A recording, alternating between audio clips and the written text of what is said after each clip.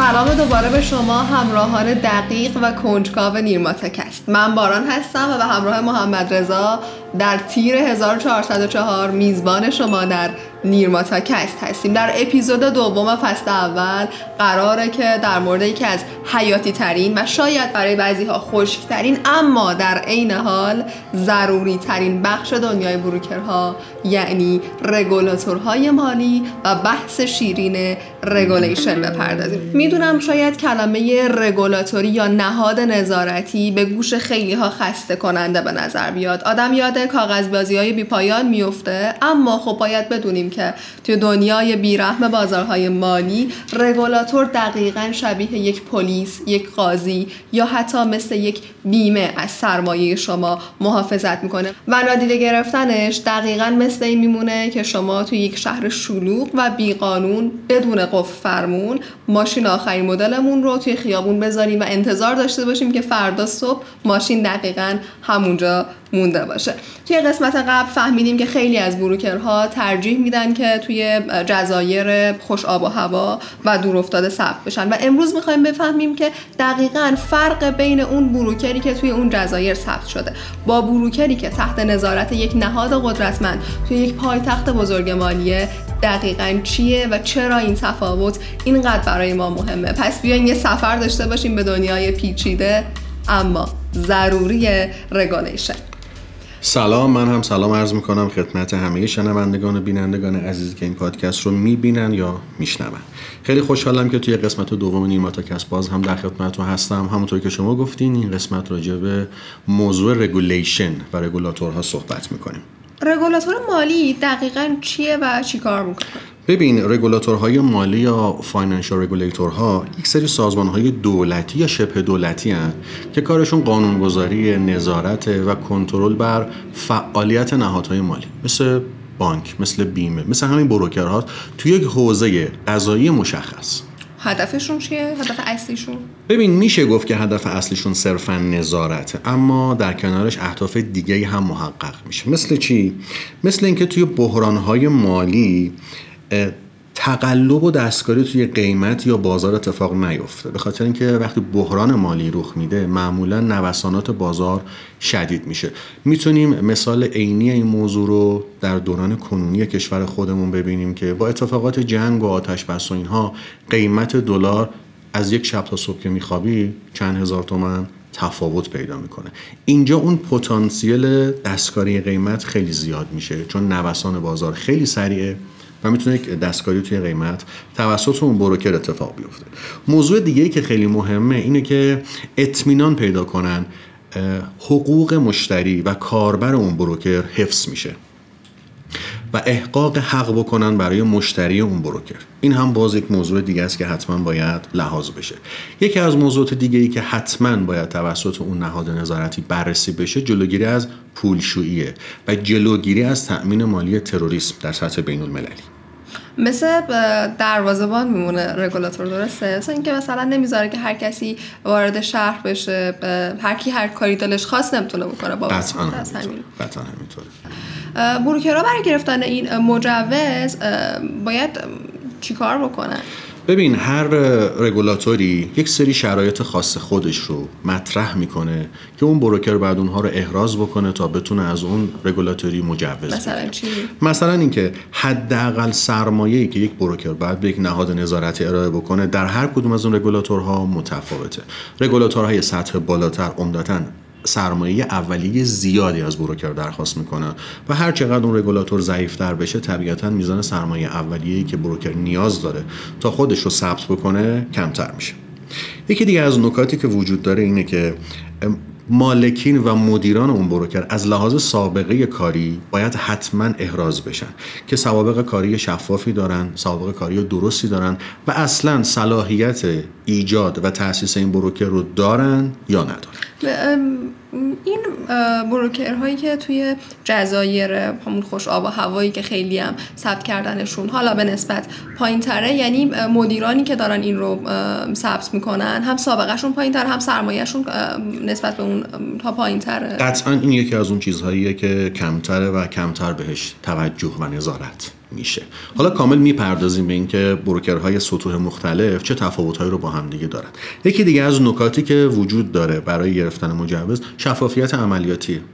یعنی اینکه باید تمام سیستمی که اون بروکر داره پیاده سازی میکنه از لحاظ اون نهاد نظارتی یا رگولاتور شفاف و کلیر باشه، انگار توی یک اتاق شیشه‌ای داره فعالیت میکنه و همه فعالیتاشو باید اون ناظر بتونه ببینه. یه نکته دیگه که خیلی خیلی مهمه اینه که پول مشتریان یا کاربران اون بروکر باید در حساب جداگونه‌ای نسبت به حساب خود بروکر قرار بگیره. یعنی چی؟ یعنی اگه یه روزی بروکر واسش مشکلی پیش بیاد، فقط پول خودش از بین میره، پول مشتریاش از بین نمیره.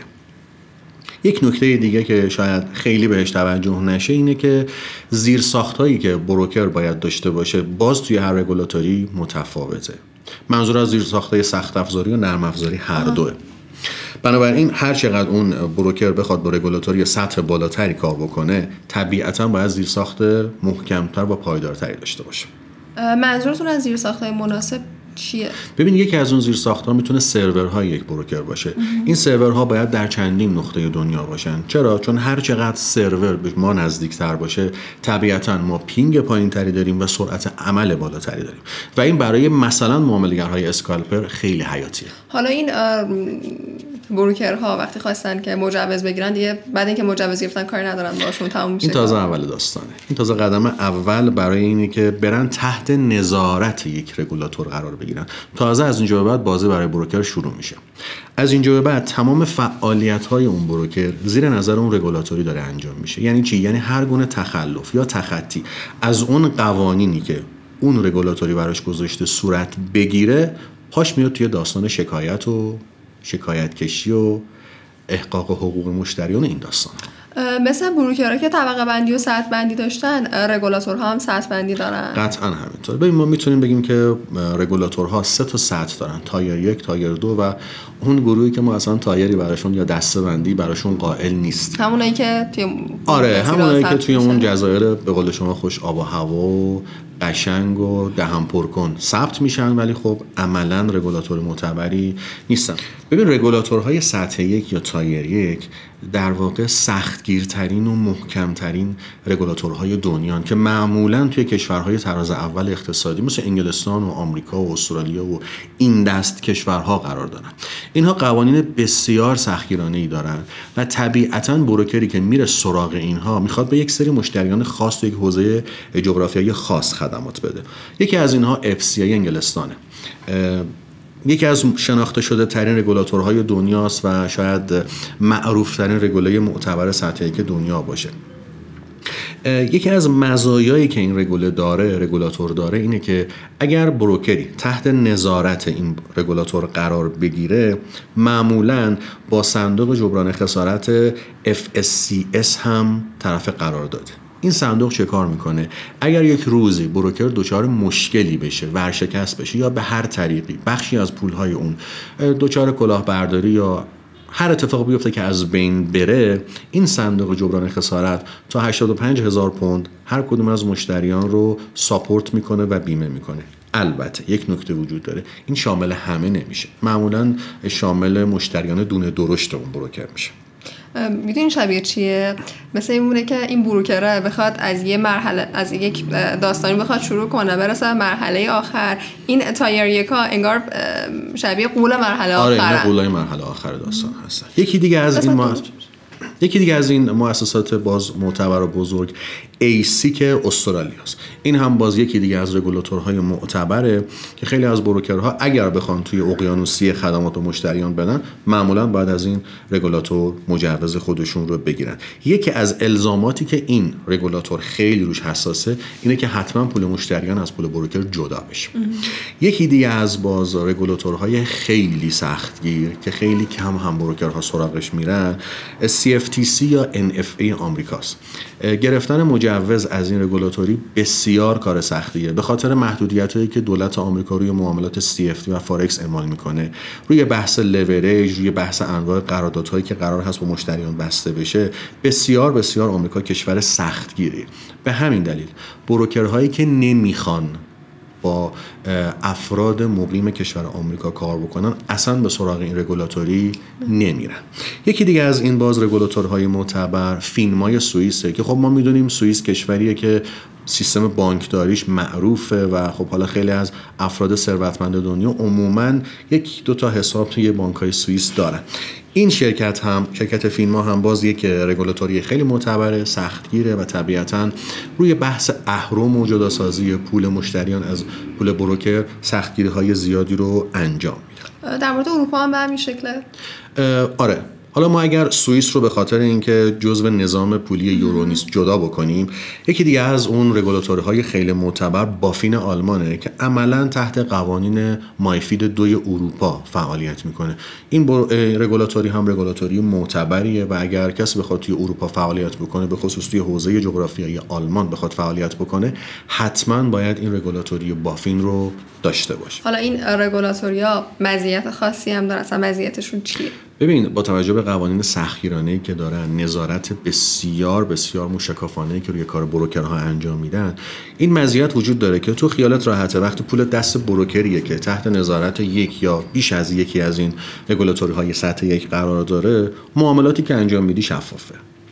سرمایت حفظ میشه به خاطر اون جداسازی که وجوه مشتریان از وجوه بروکر داره. اینه که اگر تخلفی صورت بگیره، اون نهاد نظارتی بسیار بسیار محکم پشت مشتری نیسته. اینها باعث میشه که تو با خیال راحت‌تری با این بروکر کار بکنی. بعد گروه دوم به چه شکله؟ اینه خیلی وسطه بین اون که خیلی نظارت روش زیاده و اونی که خب همینطوری ثبت میشه. دقیقاً همینطوره. ببین، میشه بهشون بگیم که رگولاتوری‌های قابل قبول، خوب‌هایی هستن که قابل قبوله. یعنی اگر بروکری تحت نظارت این تایر 2 یا گروه دوم قرار بگیره، باز هم میشه تا حد زیادی بهش اعتماد کرد. یکی از این رگولاتوری‌های سطح 2 سایسک قبرسه که با نزدیکتر شدن قبرس به اروپا قوانینش هم آروم آروم داره سختگیرانه تر میشه. شاید چند سال پیش سایسک انقدر معتبر نبود و قوانین انقدر سختگیرانه هم نداشت، اما طی چند سال گذشته سایسک سعی کرده خودش رو به اروپا نزدیکتر بکنه و طبیعتاً میشه گفت جزو بهترین های تایر 2 به حساب میاد. یکی از مزیت‌هایی که الان سایسک داره اینه که حساب‌های مشتریان رو تا 20,000 پوند بیمه میکنه. این همون آمریکا که انگلستان. آره، FCA انگلستان. اما خب هم مبلغش پایین تره، هم باز طبیعتاً فقط شامل مشتری های دونه درشت میشه. به غیر از اون دیگه چی؟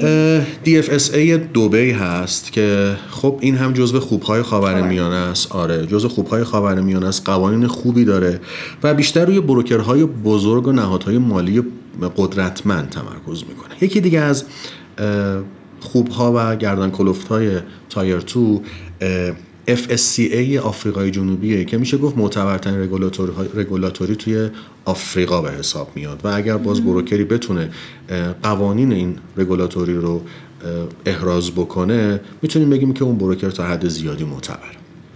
بروکرهای تحت نظارت این رگولا با ایران کار میکنه؟ ببین، این بحث پیچیده‌ایه که یکم جلوتر باز بهش میپردازیم، اما اگر بروکری ادعا میکنه که با ایران کار میکنه و تحت نظارت این رگولاتوری ها قرار داره، باید حتما با دامنه‌ای با اون کار بکنیم که اون دامنه جزو رگولاتوری ثبت شده باشه، که اینو من جلوتر توضیح میدم که در واقع ما وقتی رگولاتوری یک بروکر رو چک میکنیم چه پارامترها رو باید چک بکنیم و یکی از اون پارامترها دامنه اون وبسایت بروکر. میریم سراغ همون گروه سوم که توی اون جزایر خوش‌آب و هوا ثبت شدن. اونا به چه شکلن؟ تکلیف اونا چیه؟ گروه سوم که اصطلاحاً بهشون آفشور هم گفته میشه. یعنی چی آفشور؟ ببین، ما میتونیم شرکت‌ها رو به دو گروه آنشور و آفشور تقسیم بندی بکنیم. آفشور مثل اون مناطق ویژه اقتصادی هست که توی کشور خودمون هم داریم، تقریبا شبیه اونها هستن. خب مالیات کمتری میدن، هزینه‌های گمرکی ندارن، از طرفی نهادهای نظارتی هم کمتر روشون نظارت میکنن دیگه. یعنی اینکه مالیات کمتر به قیمت نظارت کمتر. اینجا هم باز همین داستان رو ما داریم. رگولاتورهای گروه سوم عمدتاً از یک سری از هزینه‌های دولتی معافن، اما ما به ازاش دولت هم یا اون نهاد نظارتی هم نظارت کمتری میکنه و کمتر بهشون توجه میکنه و زیر ذره بین قرارشون میده. عمدتاً بروکرهایی که با ایرانی‌ها کار میکنن توی این گروه قرار میگیرن، حالا به خاطر قوانین تحریمی که آمریکا و اروپا دارن، به خاطر اینکه ما قوانین FATF رو رعایت نمی‌کنیم و جزو لیست مورد قبول این نهاد نیستیم. خب طبیعتاً نهادهای نظارتی گروه 1 به هیچ وجه، نهادهای نظارتی گروه 2 فکر میکنم تقریباً اکثرشون با ایران کار نمیکنن. باید بریم سراغ گروه 3. این نهادهای نظارتی عمدتاً توی جزایر اقیانوس آرام هستن، مثلا جزایر موریس یا ویرجین بریتانیا یا وانواتو، سیشل، سنت وینسنت، گرنادینز که هر کدوم هم با اسمای خاص خودشون مثل SVG، FSA، VFSC، BVI، FSC با این نام‌ها ثبت میشن.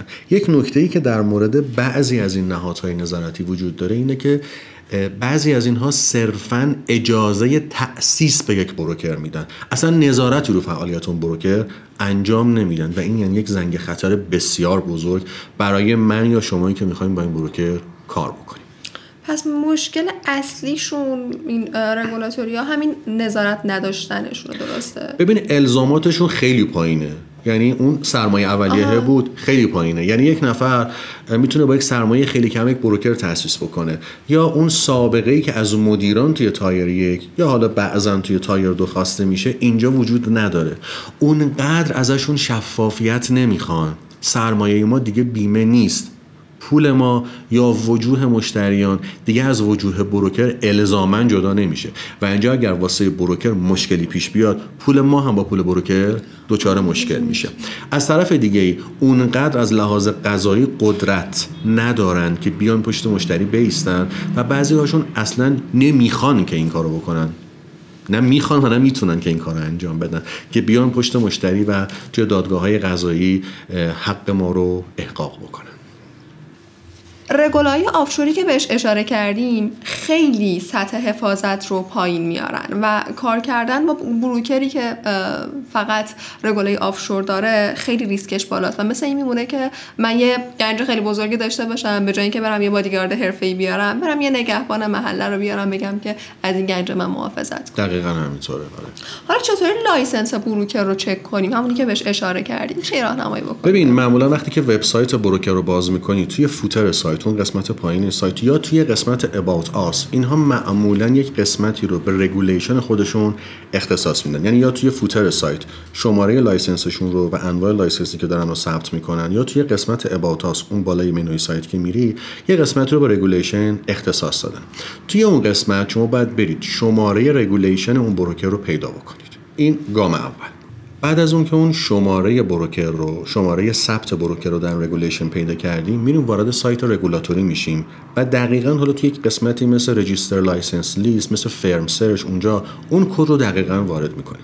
اگر کد رو به درستی وارد کرده باشی و اون بروکر واقعاً ثبت شده باشه، معمولاً اطلاعات شرکت مادر، شرکت اصلی اون بروکر یا اطلاعات اون بروکر رو به شما نشون میده.